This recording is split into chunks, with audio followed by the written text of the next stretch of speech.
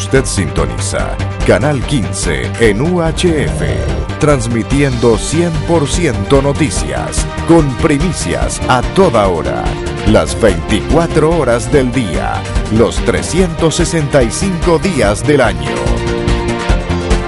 100% noticias en Canal 15.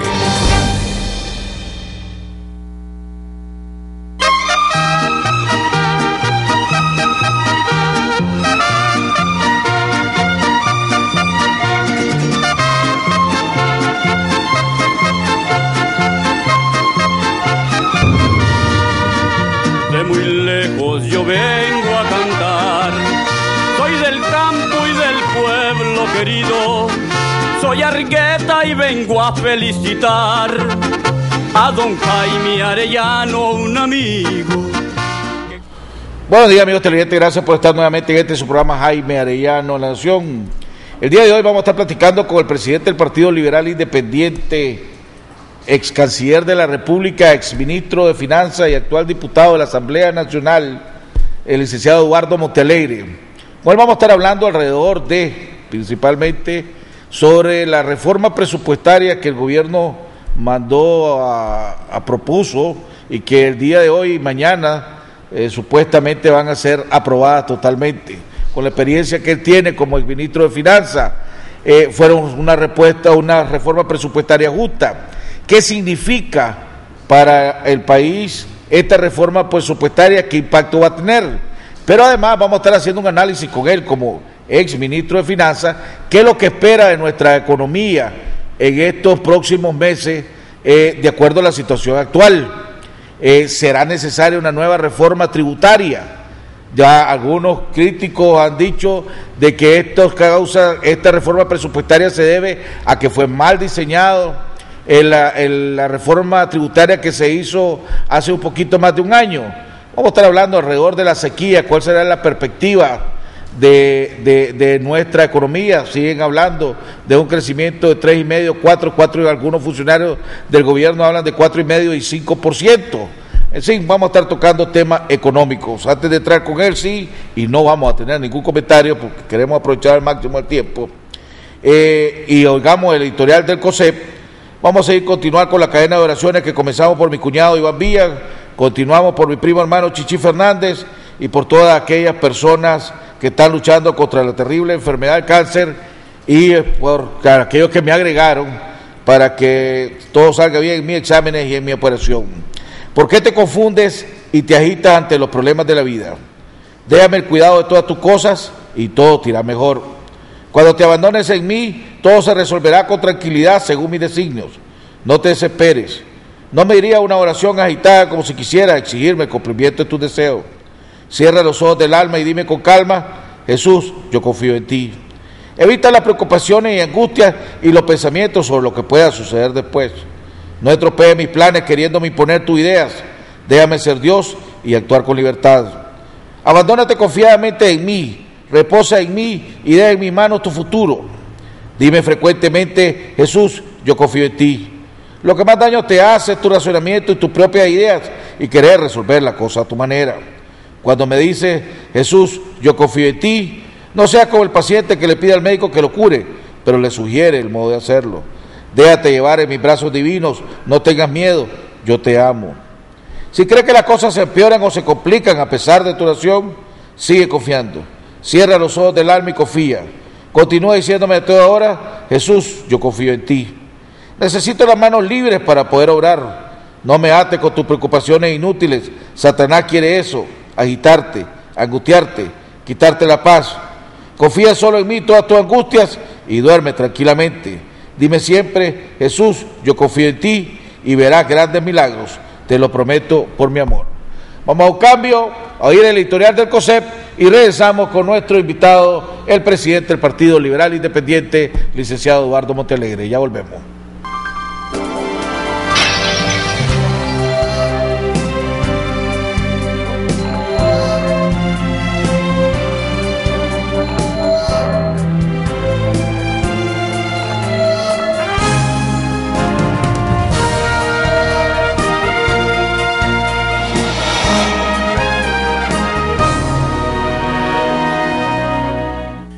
Gracias por acompañarnos.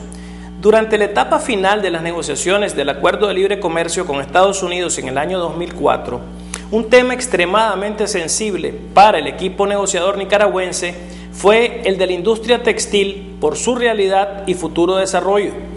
En aquel entonces, la industria nicaragüense no era una industria integrada como sí lo era la industria textil de los países del Triángulo Norte, además de que aproximadamente el 75% de las exportaciones textiles hacia Estados Unidos dependían de insumos de terceros países, especialmente de los países asiáticos. Esta realidad provocó que el equipo de gobierno liderado, entre otros, por Carlos Sequeira, Mario Arana, Alicia Pereira y Dean García, en comunicación con el sector privado, desarrollara una estrategia individual como país alrededor de esta industria. La estrategia planteó un periodo de transición único para nuestro país que nos permitiera continuar utilizando insumos de terceros países para proteger a las empresas existentes, incentivar la llegada de nuevas empresas, integrar la industria y desarrollar el comercio y el empleo. De esta estrategia y su exitosa negociación resultó un acuerdo vital para la industria textil nicaragüense, que es el acuerdo de los TPL o niveles de preferencia comercial. Nicaragua logró convertirse en el único país dentro del acuerdo al que le es permitido usar la tela de terceros países para ciertas exportaciones de algodón y tejidos de fibra sintética o artificial hacia Estados Unidos. El acuerdo era originalmente por un periodo de 10 años para el equivalente de 100 millones de metros cuadrados de tela equivalente por los primeros 5 años y luego una cantidad decreciente hasta su culminación en los siguientes 5 años. Nicaragua ratificó CAFTA en el 2006 y el acuerdo entró en vigencia en abril de ese año, al igual que la provisión especial de los TPL. Esta provisión termina en diciembre de este año, es decir, el periodo real de duración ha sido de 9 años, manteniendo los 100 millones de metros cuadrados durante todos estos años. Como resultado de estos acuerdos, Nicaragua es hoy el país número 12 del mundo en exportaciones de textil y confección a Estados Unidos. Desde la entrada en vigencia de los TPL, las exportaciones han crecido de 716 millones de dólares en el 2005 a 1.430 millones de dólares a abril de este año. Hemos pasado a exportar de 100 millones de metros cuadrados de tela a un estimado de 450 millones de metros cuadrados de tela a finales de este año. Asimismo, Nicaragua es ahora el tercer mercado destino de Estados Unidos en la compra de telas de algodón de tejido plano general. En este periodo, Nicaragua, por el mecanismo 1 a 1 establecido en CAFTA, que establece que por cada metro cuadrado de tela no americana que exportase a Estados Unidos, se tiene que exportar la misma cantidad de tela americana, ha incrementado las compras de telas americanas de 20 millones de metros cuadrados a 180 millones de metros cuadrados. En relación a la generación de empleos, a inicios del 2006, la industria textil daba empleos a 56.335 personas y al cierre del 2013 esta cifra es cercana a los 70.000 empleos. Pero también ha generado empleos en Estados Unidos. Un estudio publicado por el Centro en Globalización, Gobernanza y Competitividad de la Universidad de Duke a inicios de año estima que entre 300 y 1.000 empleos en Estados Unidos son relacionados directamente al comercio con la industria nicaragüense. Desde el 2009, COSEP, ANITEC, la Federación de Parques Industriales, las organizaciones sindicales y la Comisión de Zona Franca hemos venido desarrollando una serie de acciones en el ámbito salarial, laboral y de facilitación que nos permitan mantener la inversión existente y atraer nuevas inversiones.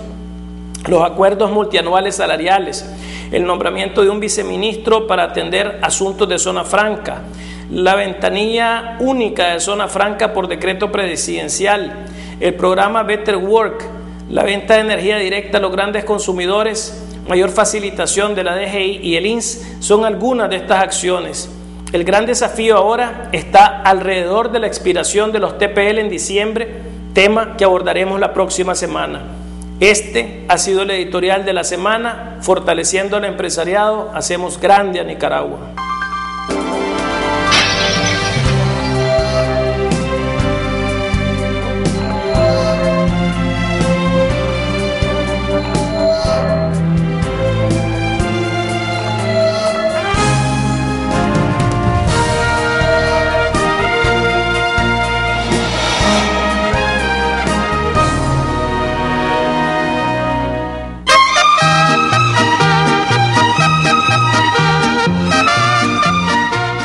Para llegar alto, algunas personas eligen subir en globos aerostáticos.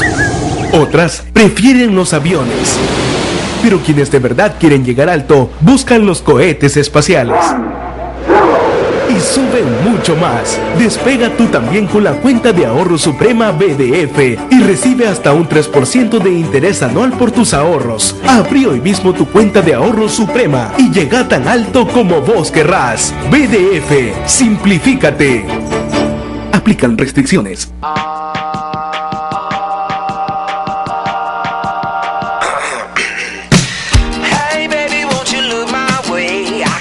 El E1 de Movistar para centrales telefónicas ha transformado la comunicación de muchas empresas, haciéndolas digitales, más eficientes y productivas. En Hispamer, por ejemplo, ahora toda la comunicación es digital, logrando que no se pierda ninguna llamada, donde 30 contactos pueden hablar simultáneamente y la empresa puede usar hasta 100 números telefónicos, gracias a la alta velocidad para la transmisión de voz, datos y videoconferencia que el servicio ofrece. Con nuestro E1 de Movistar en Hispamer hemos bajado nuestros costos de comunicación y ahora los tiempos de respuesta son más rápidos entre la gerencia, los departamentos de la empresa, nuestros clientes y proveedores nacionales e internacionales. Movistar, con soluciones tecnológicas que hacen crecer tu empresa. Yo aprendí el oficio de mis padres. Nosotros somos bien laboriosos y nos conocen bastante por la calidad de nuestro trabajo. Ahora nos buscan para dar consejo. Como dicen mis padres, cada problema tiene su solución. El agente Banpro llega donde nadie ha llegado. Podrás depositar, retirar o pagar servicios. Cuando más nos necesitas, estamos acá, siempre cerca. Agente Banpro.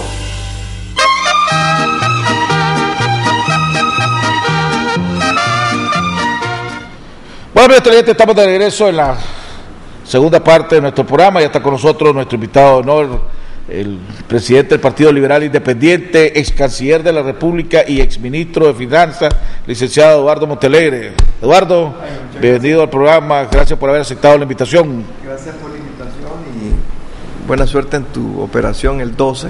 Gracias. Todo va a salir bien y que vas a tratar de cambiar. Así que como estamos, algún día. Algún día ya pasé por eso, ¿no? Pero algún día llegará. Hombre, Eduardo, el día de hoy te acepto, tal como habíamos platicado, para que hagamos un análisis, tal vez dejemos los políticos, tal vez un poquito, si nos da chance al final, pero más que todo en el ámbito económico. Vos fuiste, y lo dije en la introducción, ex ministro de Finanzas de Nicaragua, ministro de Hacienda, pues, que ministro de Finanzas. He estado, y ahora está en las dos caras, en los dos lados de las aceras. Ha estado como ministro proponiendo reformas presupuestarias y ahora como diputado analizando las propuestas que vengan del Ejecutivo. Esta reforma presupuestaria que se está dando, que está ofreciendo el gobierno, ¿era necesaria? Si era necesaria, ¿a qué crees vos que se vio obligado el gobierno a hacer esta reforma presupuestaria? Unos dicen que fue el impacto negativo que hubo en Semana Santa por las cuestiones de los temblores, los terremotos. Otros dicen que fue que las reformas tributarias fracasaron y que el gobierno calculó mal, y ese cálculo pues está pagando la consecuencia ahorita con esta reforma presupuestaria. Comencemos por ahí, si querés. Bueno, gracias, Jaime. Tal vez un comentario general. Las finanzas públicas de un Estado no son nada diferentes a las finanzas de una empresa o a las finanzas de tu casa. Tenés básicamente tres componentes: lo que vos ingresás o lo que vos ganás, lo que vos gastás para vivir, comida, ropa, luz, etcétera, y lo que vos invertís o ahorrás. Entonces, igualito existe eso en el Estado, en una empresa o en tu casa. Y esas tres tienen que haber un balance entre lo que vos ingresás o lo que vos ganás versus lo que vos gastás, ya sea para vivir diariamente o para invertirlo. o para ahorrarlo. Si hay un desajuste ahí, tenés que hacer algún cambio en algún lado. Si vos ganas más, vamos a comenzar por el lado positivo, si vos ganas más, puedes hacer dos cosas: o gastas más o ahorras más. Si es una ganancia extraordinaria, digamos que te sacaste la lotería una sola vez, vos no vas a incrementar tus gastos periódicos igual del monto que lo que te ganaste la lotería, porque el año que viene, ¿qué vas a hacer? Por lo general, si vos te ganas una sola vez, lo que haces es lo invertís o lo ahorrás. Por el otro lado, si vos ganas menos, tenés que ver qué haces. O bajás tus gastos diarios, o sacás de tus ahorros, o alguien te presta alguna plata si es una disminución temporal. Igual en tu casa, igual en el gobierno. No es muy complicado esto. ¿Qué es lo que ha pasado aquí? En primer lugar, hubo una ganancia extraordinaria que se llama ayuda de Venezuela, que sabíamos que tarde o temprano eso no era permanente. ¿Qué hizo el gobierno? A mi juicio, equivocadamente, desde hace varios años, asumió o pretendió venderle a la población que esa ganancia extraordinaria era permanente, y por lo tanto metieron una cantidad de gastos a ser financiados con esa ganancia extraordinaria, pero eran gastos recurrentes que no los puedes cortar. Específicamente el bono solidario. La gente asumió, una vez que vos le das algo a un trabajador, muy difícil quitárselo. Entonces, ¿qué pasa? El gobierno con esa ganancia extraordinaria comenzó a financiar gastos recurrentes que, cuando esos ingresos se disminuyen, porque se desmejoró la situación en Venezuela, porque el precio del petróleo, tenés que ver cómo financiar ese gasto recurrente. Eso es un problema.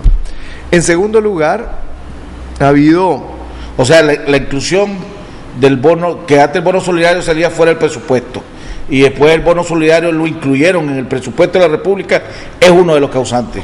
Obviamente está causando un estrés en el presupuesto, una cantidad importante que tenés que financiarla. Antes no estaba metida en el presupuesto, hoy la metieron porque ya el ingreso extraordinario se acabó, y como es una cuestión recurrente, permanente, la tenés que financiar con ingresos permanentes. ¿Okay? Esa es una, que muy poca gente lo menciona, ¿no?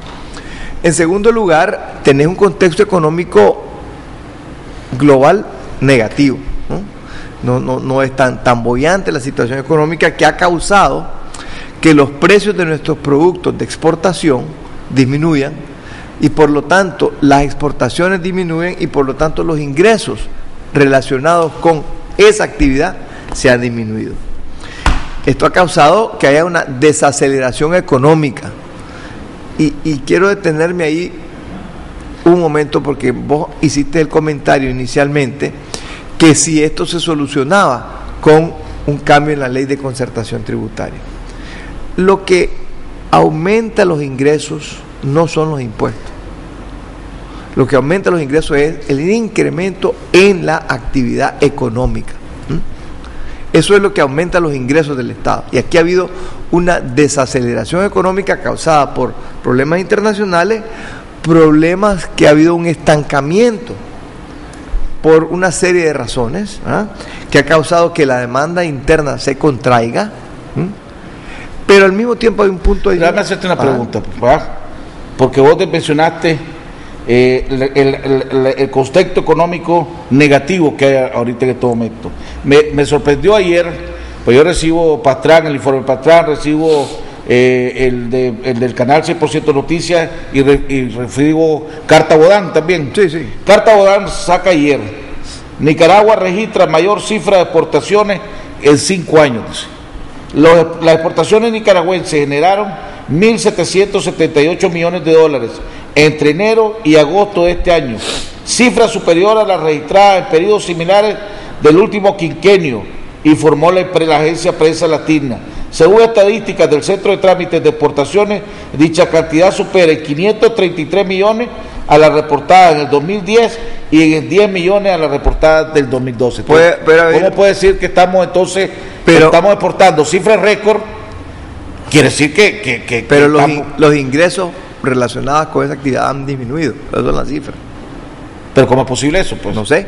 Ahí hay una pregunta que yo tengo y que la hemos dicho y la dijimos ayer, que hay una cuestión que no es explicable, salvo que haya una explicación que no es económica, que es que el índice mensual de actividad económica, conocido como el IMAE, que es un reflejo del crecimiento, ha seguido aumentando en mayor proporción que el aumento de los ingresos tributarios del gobierno.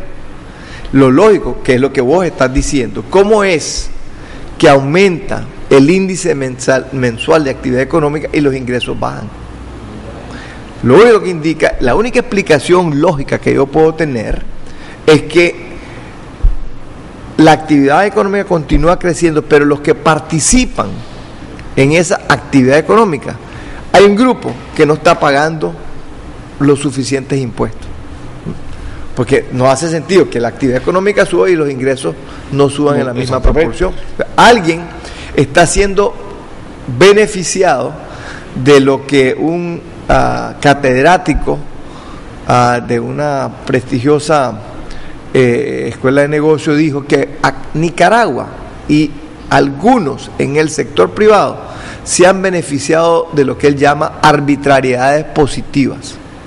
Entonces ahí sería dos: o es el sector, o por eso volvemos, la necesidad de una reforma tributaria para revisar las exoneraciones que hay, o lo que algunos han señalado, que es la competencia desleal de Albaniza y sus empresas alrededores. Una de las dos. Todo puede ser. Lo que está claro es que los ingresos no han subido en la misma proporción que sube el índice mensual de actividad económica. Hay una arbitrariedad positiva y que eso es una señal de una distorsión en el manejo macroeconómico y económico del país, que es un síntoma de las distorsiones que está causando el manejo discrecional que le ha dado este gobierno a las leyes y a un montón de otros temas.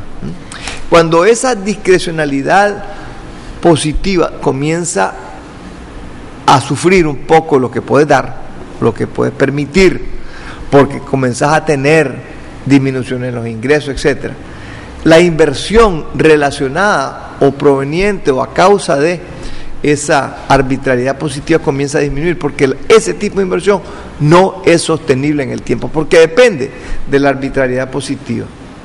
La única inversión en un país e inversión significa crecimiento económico, por lo tanto significa más ingresos, por lo significa que puedes aumentar tus gastos. La única inversión que es sostenible en el tiempo es la que se basa en el Estado de Derecho, en el respeto a la ley y en la igualdad ante la ley. Porque la inversión que proviene o que está relacionada con la arbitrariedad positiva, cuando esa arbitrariedad positiva no la quieran dar o no sea factible dar, se disminuye y se para. Entonces, para mí eso ha sido otro problema. Otra causa adicional de la situación que estamos viviendo es que tal vez ha habido sobreentusiasmo en la proyección o en la estimación de los ingresos. Y eso cuando vos haces sobreestimación de los ingresos, decís, bueno, yo puedo gastar más. Y cuando esos ingresos no se te dan, tenés que bajar los gastos. Ya vamos a entrar al componente de los gastos, ¿verdad? ¿A dónde van a cortar y por qué van a cortar? Entonces, esta la pregunté la primera vez en muchos años. Me comentaba, por lo general, me dice, todos los gobiernos, a propósito, calculan los ingresos en menos, para después a final de año decir que tienen que hacer una reforma presupuestaria porque ha recaudado más que el año anterior, para mandar mensajes positivos.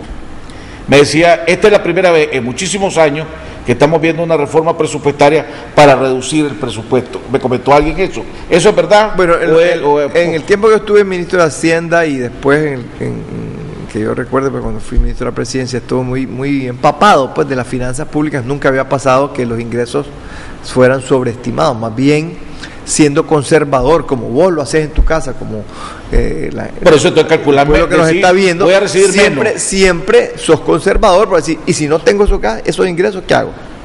Mejor si tengo más ingresos o los ahorro. ¿Qué pasaba? Mientras yo fui ministro de Hacienda, se aumentaban las reservas, porque el ahorro del país se refleja en las reservas. O aumentas algunos gastos que los puedas ejecutar en periodos relativamente cortos. Porque decía Bayardo Arce, en unas declaraciones que dio, pues que es el principal asesor económico del gobierno, decía, no sé cuál es tanta alcarata que están haciendo, dice, nosotros recaudamos este año mucho más reales que el año pasado. Bien. Lo que pasa, me dice, es que calculamos que que era más todavía, pero no significa que vamos mal, dice, porque recaudamos más que el año pasado. Está bien, pero de nuevo, si vos recaudas menos, tenés que gastar menos, o tenés que sacar de tus ahorros, ¿verdad? Pero si vos tenés gastos que son recurrentes y no tenés ingresos recurrentes, tenés un problema. Para mientras te ajustás. Ya. Está bien que haya recaudado más que el año pasado, pero el problema es que en base a esas estimaciones que hiciste de el incremento mayor de ingresos, hiciste gastos o programaste gastos o presupuestaste gastos mayores de lo que deberías de haber tenido. Para los que no somos economistas y poniéndonos en lenguaje popular, estaba tratando de hacerlo lo más simple posible, ¿verdad? Aquellos, porque aquí también hay la oposición o sectores que no simpatizan con el gobierno, están tratando de sacarle provecho político. Y entonces uno podría decir, la verdad de la cosa es que el país va mal, el gobierno va mal. Otro te puede decir, hombre, no, el gobierno dice, no vamos mal, no llegamos a ir tan bien como queríamos, pero no significa que vamos mal, porque vamos mejor que el año pasado. ¿Cuál de las dos cosas es verdad? Mira, esta reforma presupuestaria, el recorte al presupuesto, porque es un recorte al presupuesto, significa que el gobierno hizo malas cosas y el país va por mal camino, o sencillamente el gobierno calculó mal y no va tan bien como creía que iba a ir. Mira, si comparamos este crecimiento con el crecimiento que ha habido en los últimos años, menor. Obviamente eso es un indicador de que la tendencia es hacia abajo. Eso es una mala señal. Si comparamos este crecimiento con el crecimiento que estimó el secretario de la Presidencia para Políticas Públicas, que dijo que solo con el anuncio del canal en el año 2014, estoy hablando, 6%, digamos que 16%, ¿verdad? O 15%, obviamente está re mal. O andaba, no sé en qué nube andaba, pero obviamente eso es engañar a la población.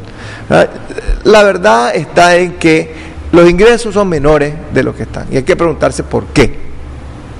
Y los gastos que están cortando, la percepción de la población no es la de la política ni es para sacar beneficio político, sino que la percepción de que de donde están disminuyendo gastos es de sectores de donde los no se debería disminuir. Ok, antes de entrar a eso, sí, el por qué. Cuando vos decís por qué, ya diste varias razones. Ok, estas razones, ¿verdad? Si vos fueras ministro de Finanzas, ¿cómo las corregís? Esas arbitrariedades positivas que vos dijiste, esa distorsión económica, ¿cómo la corregís? Regresando donde nunca deberíamos de habernos retirado, que es de respeto a la ley, igualdad ante la ley, y hacer lo que alguien me dijo cuando yo comencé a ser ministro de Hacienda: vos vas a ser un buen ministro de Hacienda, me dijo, cuando nadie del sector privado quiera hablar con vos. Así me dijo: vos vas a ser un buen ministro de Hacienda cuando nadie del sector privado quiera hablar con vos. ¿Qué significa eso? Que saben que si llegan a hablar con el ministro de Hacienda, el ministro de Hacienda va a decir: esto es lo que dice la ley, y aquí no hay ninguna arbitrariedad positiva para un sector, o un favor para alguien, o un beneficio para alguien, sino que todo igual es ante la ley. El problema que ha pasado es que hoy en día, para poder continuar operando, para poder sobrevivir, tenés que ir a algún ministro o más arriba para que te permitan o te den la bendición de seguir haciendo las cosas. Pero el sector privado, básicamente, quien se ha quejado es del director de la DGA, de algunas veces del director de la DGI, del acoso del Seguro Social, básicamente, pues, pero no es... Y se ha quejado. ¿Y entonces qué pasa? Bueno, el de la DGA ¿alguien tiene 7 años de estar peleando con el de la Dirección General de Aduana, ¿verdad? Y alguien se lo resuelve, ¿verdad? O buscan que alguien se lo resuelva. Buscan que alguien se lo resuelva. Ese es el problema. Hay que ir a buscar a alguien para que se lo resuelva. ¿Ah? Cuando nosotros asumimos el Ministerio de Hacienda, lo que dijimos y las instrucciones del entonces presidente Bolaño es cero terrorismo fiscal. Se paralizó totalmente. Nadie dijo ahí, bueno, ahora me van a fregar. Una vez me acuerdo que había un problema con un periodiquito que hoy me critica todos los días y que lo iban a cerrar porque no pagaba impuestos o porque estaba atrasado. Y le dije, la ley dice que hay que darle chance, denle chance que pague. Otros en el gobierno querían que lo cerrara porque era el que criticaba todos los días. ¿Ah? Eso es parte de lo que se tendría que hacer otra vez, regresar a donde deberíamos de estar. Hay terrorismo fiscal ahorita. Hay ahorita, según el análisis que usted, hay terrorismo fiscal. Según el sector privado sí hay. Hay terrorismo fiscal. Claro que hay. Utilizan a instituciones del Estado para aterrorizar, para amedrentar, para meterles en miedo, para que no hagan cosas que no le gusta al gobierno, aunque el sector privado las pudiera hacer. Y sí hay. Que no te lo van a admitir. En público no te lo van a admitir. Decía el IEP en una conferencia que hicieron que ahorita esta reforma presupuestaria se demostró que hay un hueco que el gobierno no supo llenar y que ese hueco va a seguir creciendo y que el gobierno no lo va a poder seguir llenando. Entonces que por lo tanto tiene que haber una reforma tributaria, ¿verdad? Porque fueron mal diseñadas. Después creo que Julio Francisco Báez dio declaraciones alrededor de lo mismo. Desde tu punto de vista, y creo que medio lo contestaste al principio, ¿es necesaria una reforma tributaria para poder compensar el hueco que supuestamente hay, que este gobierno está creando, por ejemplo, metiendo los bonos solidarios, metiendo otras cosas en el presupuesto, que, como decís, son gastos permanentes, que necesita ingresos permanentes para cubrirlo? ¿Cómo lo haces, pues? Pero los ingresos permanentes, Jaime, no vienen de aumento de impuestos. Cuando aquí la gente habla de reforma tributaria, piensa hay que aumentar los impuestos. No, pero es que el gobierno, hay mucha gente del sector que lo que está hablando, pues, del gobierno, es decir, hombre, aquí es hora que empecemos a quitar exoneraciones que ya fueron hechas para que los sectores se consolidaran, ya están consolidados, ya es hora que vuelvan a la realidad. Eso es el argumento que te usan algunos funcionarios del gobierno. Ese argumento lo teníamos nosotros desde cuando yo era en el año 2002, que había que disminuir las exoneraciones, y mi posición siempre fue, las exoneraciones son subsidios, pero son subsidios escondidos, nadie sabe cuánto es el subsidio a través de una exoneración, porque no tenés que no enseñar pues cuál es el ingreso que estás dejando. Lo correcto sería decir 0 exoneraciones, 0, todo el mundo paga impuestos, y de esos impuestos adicionales que se reciban vamos a escoger a sectores que sí necesitan el subsidio y se los vamos a dar a través del presupuesto. Pero entonces vienen las voces, pero si aumentamos los ingresos hay que darle 6% a las universidades, 10% a los municipios, 4% a la corte, etcétera, etcétera, porque ha habido un montón de rigideces metidas en el presupuesto. Si vas a hacer un cambio, tenés que hacer un cambio global de todo, pero eso significa estremecer todo como hemos venido operando. No es tan fácil hacerlo, pero sí hay una serie de exoneraciones que se dieron que eran supuestamente temporales y que se han vuelto permanentes. Ahora, el acuerdo que hay, tengo entendido y no estoy seguro, me acuerdo cuando la reforma tributaria, aquí he tenido a José Adán un montón de veces, déjame ver si me acuerdo, es que el sector privado en estas mesas de seguimiento que tienen con el gobierno van a hacer una evaluación anual de las exoneraciones que recibe cada sector, los ingresos y la generación de empleo que hubo en cada sector. No sé cómo miden esas exoneraciones. Eso te iba a preguntar, ¿cómo se puede medir eso? No sé cómo, porque es imposible. ¿Cuántas exoneración está relacionada a las llantas, por ejemplo, que dan aquí, ya sea para el sector agrícola, para el sector transporte, lo que sea, para cogerte una?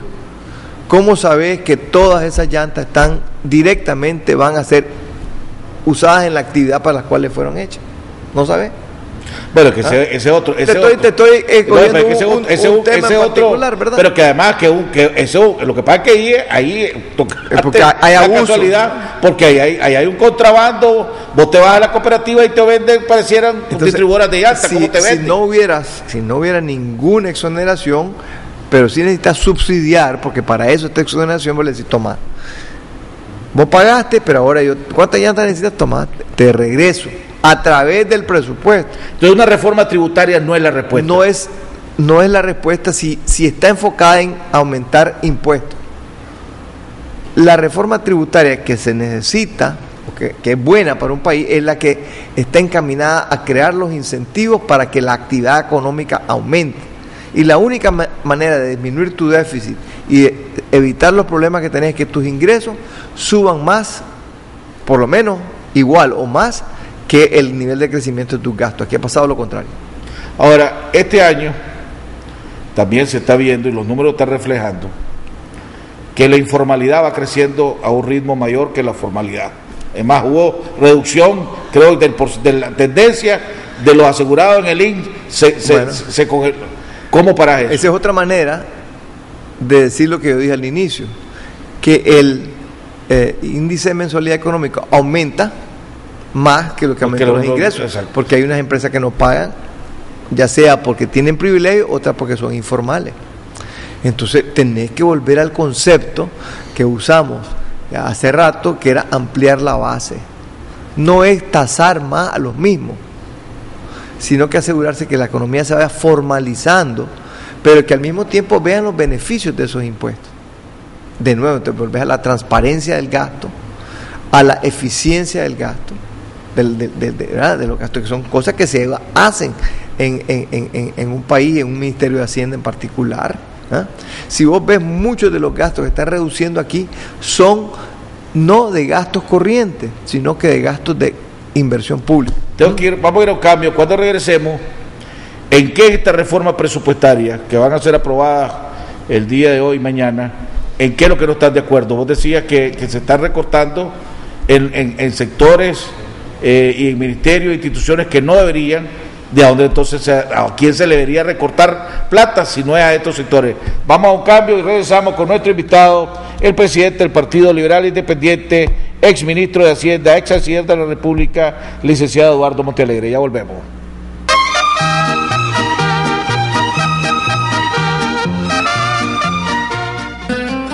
Agroalfa, enriquecemos tus cultivos, venta de agroquímicos, fertilizantes, equipos y veterinaria. Visítenos en nuestras 9 sucursales: Chinandega, León, Huigalpa, Sébaco, Estelí, Jinotega, Matagalpa, Malacatoya, Casa Matriz en Managua, Semáforos Guanacaste 150 metros al sur, Edificio Agroalfa. Teléfonos 2341-2165, 2266-0188. Para más y más cosechar, solo productos Agroalfa debes aplicar. Agroalfa, enriquecemos tus cultivos.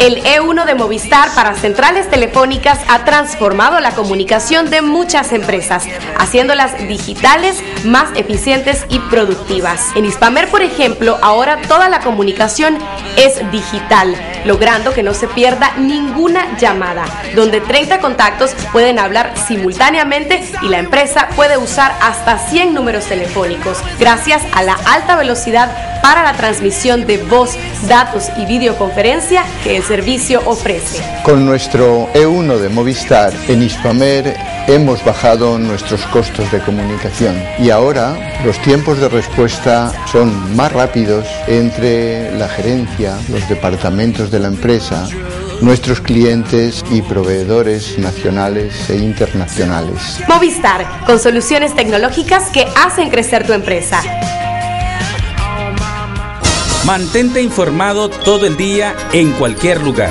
Así lo hacen casi 4 millones de visitantes a nuestro sitio web, con transmisión en vivo las 24 horas del día, con un amplio archivo de notas y videos. También puedes seguirnos en Facebook y Twitter y suscribirte a nuestro boletín electrónico Cuarto Poder para que cada día tengas en tu correo un resumen ejecutivo de las principales noticias del día. Suscribirse es fácil. En la página principal de canal15.com.ni ingresa tu correo electrónico. Inmediatamente recibirás una notificación, dale a aceptar y listo. Recuerde, somos 100% noticias, con primicias a toda hora.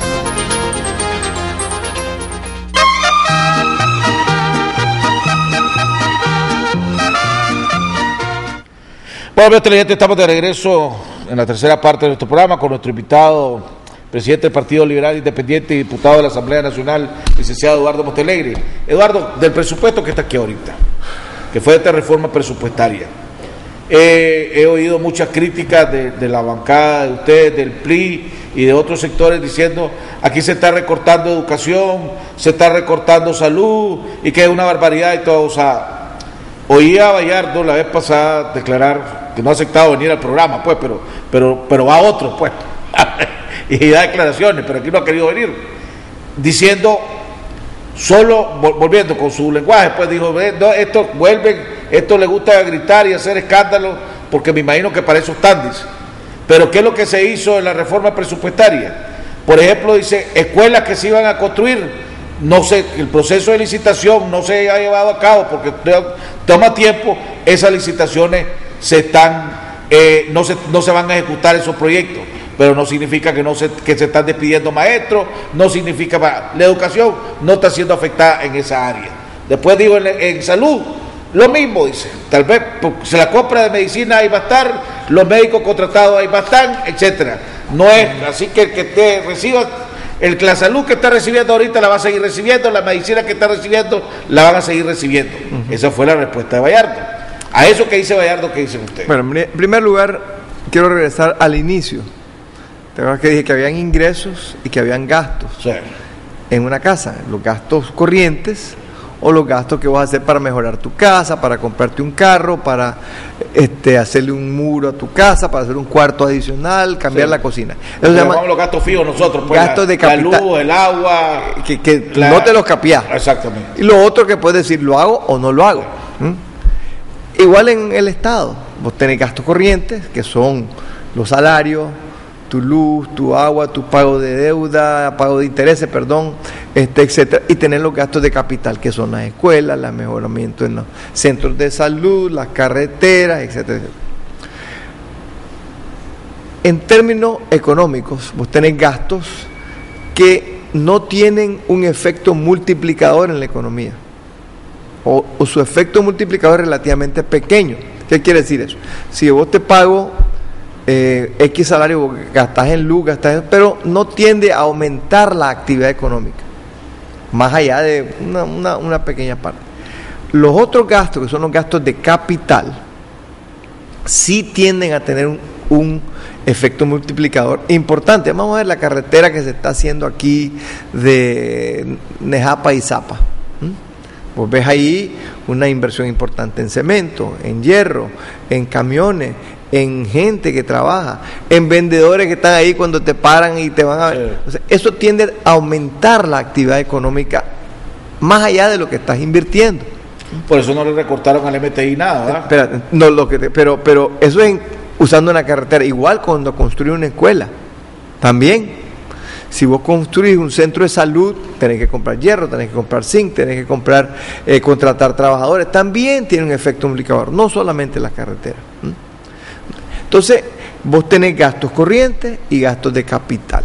La primera pregunta que uno tiene que hacerse es, ¿cuál gasto recorto? ¿Cuál gasto recorto? Lo más fácil es recortar los gastos de inversión de capital que no se han ejecutado. y decir que no se ha ejecutado porque se retrasó por el exceso. La realidad es que el enfoque debería de ser un análisis profundo de los gastos corrientes que se han aumentado de manera importante y que si son verdaderamente necesarios o no. ¿Cómo cuáles? De todo. Desde hay que revisar la contratación de personal que está haciendo, que no necesariamente trabaja en el gobierno, que son contrataciones políticas que simplemente están ahí para financiar actividades políticas o actividades partidarias del gobierno, del partido de gobierno. Ya me imagino diciendo a tu adversario, Eduardo quiere que despida gente, no, estoy diciendo que corra gente a la no, calle. Es revisar el crecimiento de esas contrataciones. Yo no estoy diciendo quítenlo, cómo vas aumentando en tu presupuesto. Lo que de hecho no contratemos a tanto, porque el gobierno no puede.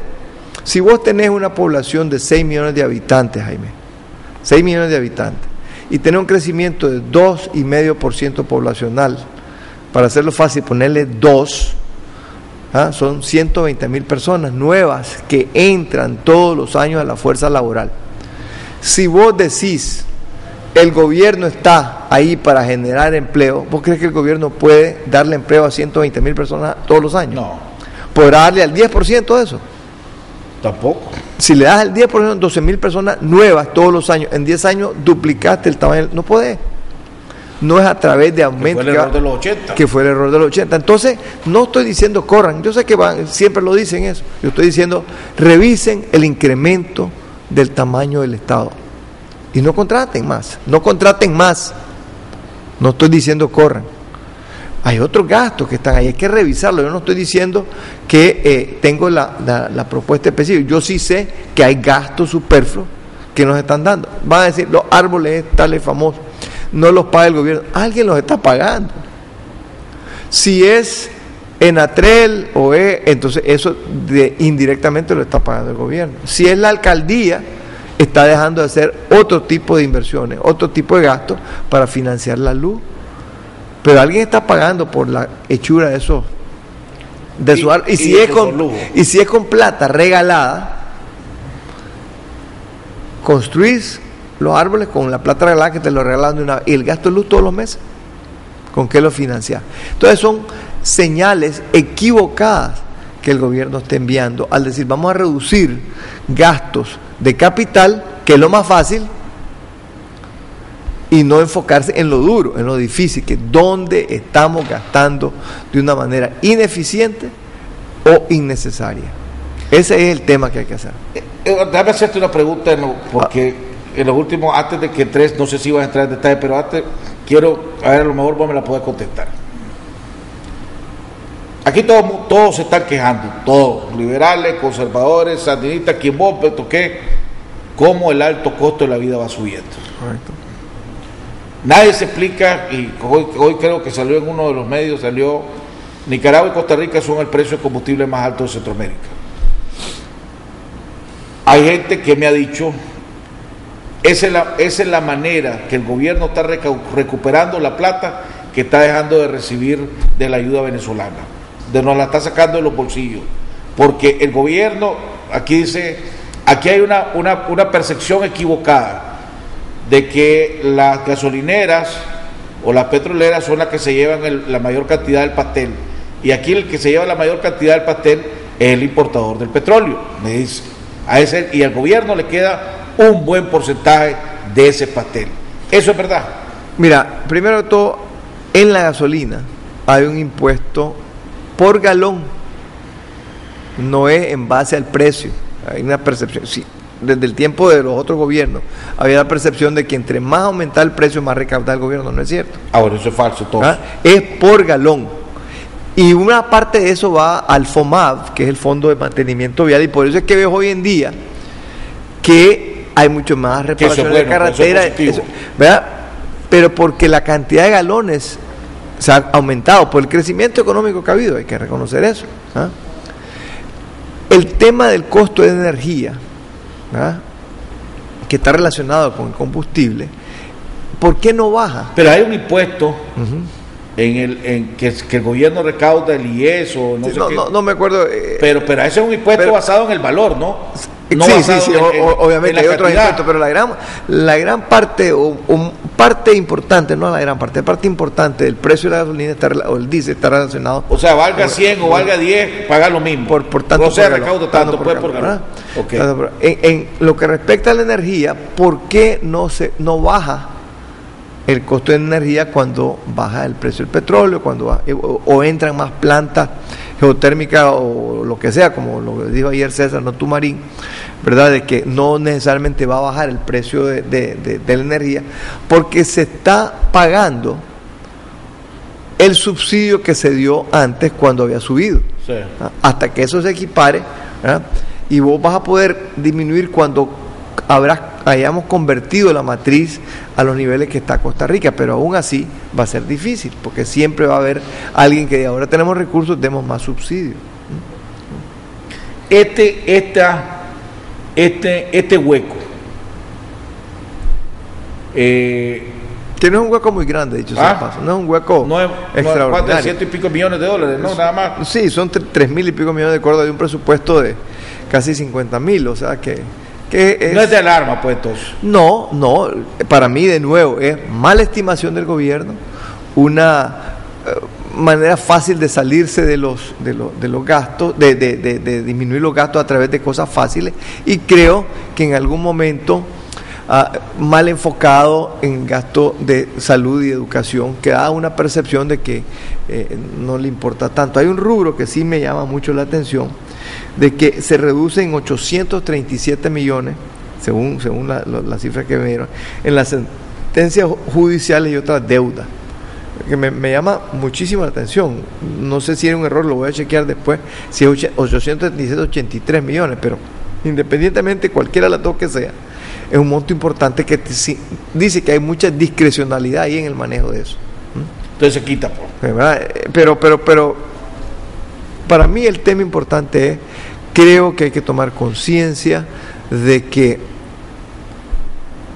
no se puede estar diciéndole o dejando la impresión de que todo va súper bien, que todo va a incrementar, que todo va a crecer, y después pagamos la consecuencia cuando eso no se da.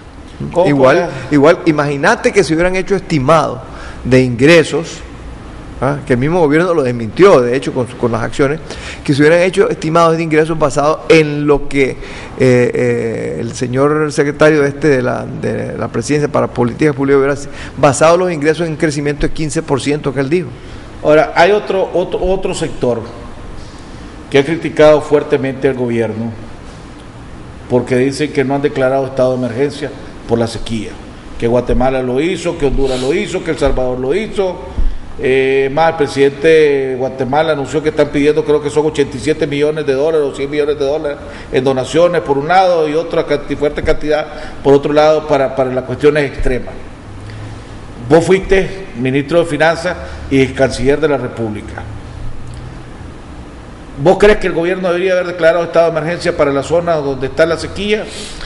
Y si es sí, ¿por qué? Primero, estado de emergencia significa levantar los derechos civiles, ¿no? Correcto. Yo creo que eso es peligroso. Porque no existe eso de estado de emergencia parcial, ¿verdad? Como dicen algunos. De emergencia no, lo que sí se puede hacer, y Alemán lo hizo con el MICH, fue un decreto especial, no me acuerdo cómo se llamó, ¿verdad? Enfocado en eso. Aquí el tema no es si es emergencia o no es emergencia. Obviamente tenemos un problema de sequía serio, que las consecuencias de la sequía no se están viendo en estos ingresos ahorita. Dicho sea de paso, las consecuencias de la sequía las vamos a ver el año que viene, cuando se comiencen a juntar 2 veranos. Ok, pero entonces, volviendo al estado de emergencia, vos no estarías de acuerdo en que se declare. Lo que estoy diciendo es que el gobierno debería de enfocarse en zonas específicas y declarar algún estado de excepción en particular para ayudar en esa zona. Como canciller, eso te ayudaría, ese estado de excepción que vos estás diciendo. ¿te ayuda la Cancillería a conseguir recursos más fáciles o en realidad no hace diferencia? No creo que hace mucha diferencia, salvo que sea un desastre global como fue el huracán Mitch, que va mucho más allá de las capacidades del gobierno. Entonces, en ese aspecto, al gobierno, pues, esas críticas que se le hacen sobre eso no tienen base. Yo creo que ha sido bastante insensible el gobierno en no decir, aquí hay un problema serio, es una emergencia focalizada, y atendámosla de acuerdo a las necesidades de la población de esa zona. ¿Cómo quedaríamos diferente? En primer lugar, tenés que planificar para el año que viene. Porque si vos verano fuerte el año pasado, mal invierno, y después entra el verano otra vez, aquí va a haber ejemplos. No es que no vas a poder sembrar, es que no van a tener que comer. Entonces, lo primero que tienen que ver es qué vas a hacer para alimentar a toda esa gente. Ayer estuve platicando con un lugar donde estaba haciéndome los exámenes con unos productores de Sébaco que estaban ahí y me decían, y de Matagalpa, que no hay semilla para sembrar frijol. Mire, don Jaime, me dice, aunque supongamos llueva, no hay semilla para sembrar frijol, no se está dando siembra de frijol, me dice, porque no hay semilla, hay muy poca semilla. Y cuando venden la semilla, nos venden a 2.500 córdobas al quintal si la logramos conseguir la semilla. Porque no hay que decir que el frijol se va a mantener al precio que está. Esa es consecuencia de haber eliminado el programa libra por libra que se había implementado en el gobierno de Bolaño, que aumentó tremendamente las áreas de siembra de frijol y comenzamos a exportar frijoles rojos. Mira, esto no es consecuencia de un día para de políticas de un día para otro. El problema es que cuando se cambian políticas no basadas en el mercado, sino que basadas en cuestiones ideológicas o politizadas, las consecuencias se pagan mucho después. Y eso está pagando ahorita. Volviendo al tema de la sequía. Otra cosa que se debería para enfrentar esa emergencia enfocalizada que existe, tenemos que comenzar como país a cambiar dónde vamos a sembrar qué. Por ejemplo, me decía alguien que siembra un producto que hace 2 años, él dijo, voy a buscar tierra y productores que sean en zonas que no sean secas en el Pacífico. Se fueron para el Tuma, la Dalia, para otros lados donde llueve mucho más, donde el régimen es mucho más predecible que en el Pacífico. Obviamente tiene que haber un programa de riego, tiene que haber un programa de reforestación profundo en el Pacífico para que volvamos, que no es de corto plazo, es a más largo plazo. Tenemos que ver, por eso es que yo siempre me he opuesto al canal de Nicaragua, porque utiliza la fuente de recursos de agua más importante y pone en riesgo esa fuente de agua. Aquí nosotros deberíamos de estar viendo cómo hacemos para el lago de Nicaragua, podemos no solamente para beber, sino que para regar. Si en muchos lados, en países más desarrollados, llevan 2.000, 3.000 kilómetros el agua del lago de Nicaragua a las zonas secas con estaciones de bombeo, son 100 y pico kilómetros, ¿por qué no lo podemos hacer? Sí, yo dije la vez pasada, hace como 1 semana, 2 semanas, mi comentario que había que reevaluar una vez que se conozca el estudio de impacto ambiental claramente, si es que se llega a conocer, porque con estos cambios climáticos hay que volver a poner en la balanza costo contra beneficio, aunque se puede hacer el daño el futuro que podemos estar comprometiendo, ¿verdad? Es una enorme responsabilidad, ¿verdad? Entonces, volviendo al tema, pues, ¿verdad? Es muy fácil decir, declarar esta emergencia, ¿y qué significa eso? Enfoquémonos en el problema y vemos cómo resolvemos la emergencia específica de cierta zona, ¿verdad? De cierta zona. Pero ahora hay que poner otra subsidio, otra de por ejemplo, aquí se había anunciado que a los pequeños ganaderos le iban a dar $300,000 para que compraran comida para el ganado, pero inmediatamente saltaron la asociación de cafetaleros diciendo, hey, ¿por qué le va a dar a los ganaderos y no nos va a dar a nosotros? Bueno, entonces el gobierno se echó para atrás y no le dio a nadie. Ese es el problema de decir hay una emergencia, ¿verdad? Pero por eso no lo quiere hacer el gobierno, pero tenés que enfocar, tenés que resolver el problema como gobierno, para eso están ahí, para eso hicieron fraude para estar ahí, ahora tienen que resolverlo. Ellos pelaron la estaca, ahora tienen que sentar en ella. Básicamente, ¿qué es lo que más no están haciendo? O que vos estarías haciendo, ¿verdad? O lo que don Fabio estaría haciendo, el gobierno de don Fabio, en el gobierno, que este gobierno no está haciendo. Para mí lo esencial es, volver al tema, yo sé que te llamó la atención, es dejar o evitar que las inversiones en este país se basen en las arbitrariedades positivas y se basen en un Estado de Derecho. ¿Qué significa? Respeto a la ley, respeto a la Constitución, respeto al voto del ciudadano, para que haya confianza del inversionista grande, mediano y pequeño, extranjero o nacional, de invertir en el país. Y esa inversión te genera crecimiento, te genera empleo, te genera mayores ingresos y te permite aumentar los gastos. Porque eso es arrecho también andar siguiendo cifras y estadísticas y todo. Las inversiones en este país están estancadas. ¿Hay un estancamiento de la inversión o no hay un estancamiento de la inversión? Porque he oído gente, economistas, decir, ahorita hay un estancamiento de la inversión en Nicaragua, nadie está invirtiendo. ¿No? Si es verdad, ¿por qué nadie se está invirtiendo? El problema es que no sé si creerlo. Y después oí unos artículos diciendo que Nicaragua es el paraíso. A las cifras oficiales yo le tengo medio tu duda, ¿verdad? Pero la realidad y la percepción es que la inversión se ha disminuido, se ha estancado y que comienza la gente a decir hay que tener cuidado. Algunos dicen los depósitos en los bancos han aumentado, eso lo ven positivo, ¿verdad? Pero si hay que ver cuánto han aumentado los depósitos versus cuánto han aumentado los créditos nuevos, el crecimiento de los nuevos créditos, el crecimiento neto crediticio.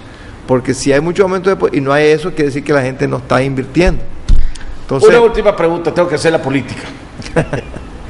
La unidad, ¿cómo va la unidad, hombre?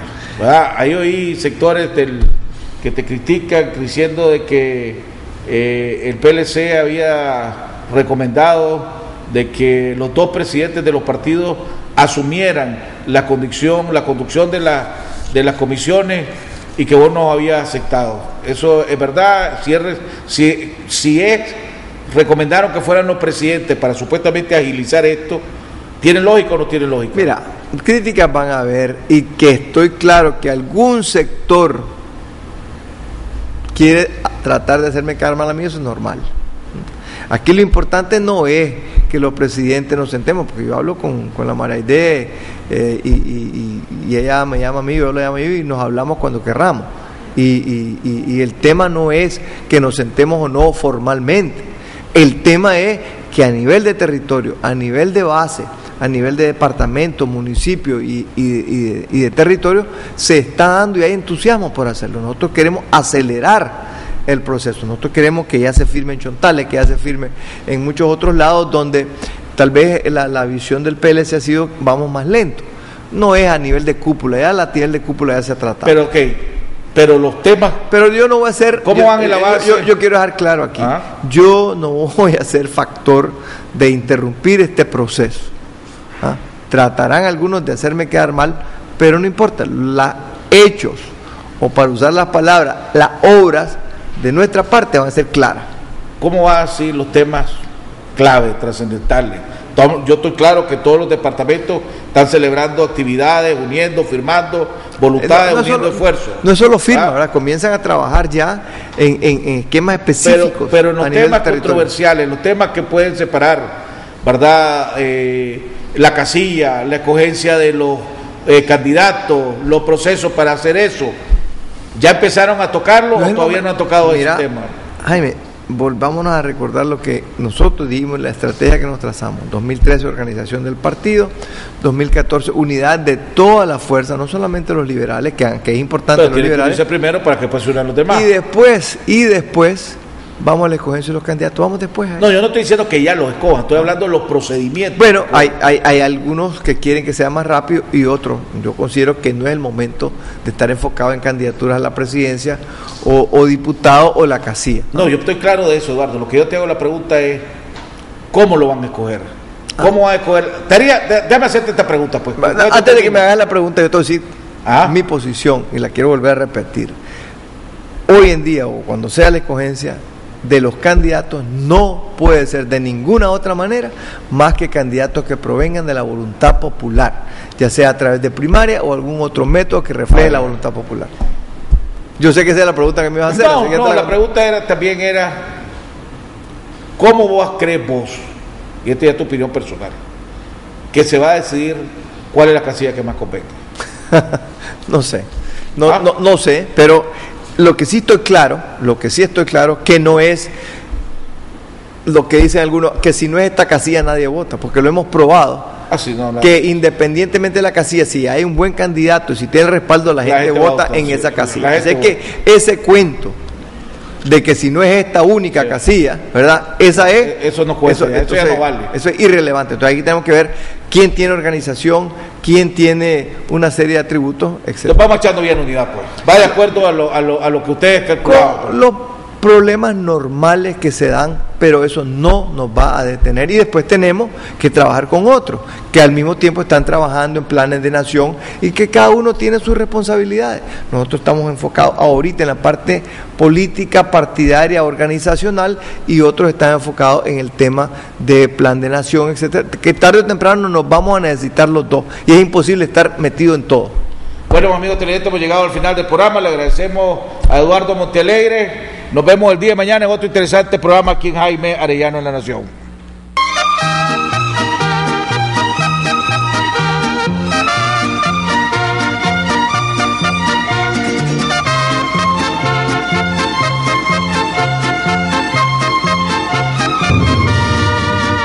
De muy lejos yo vengo a cantar, soy del campo y del pueblo querido.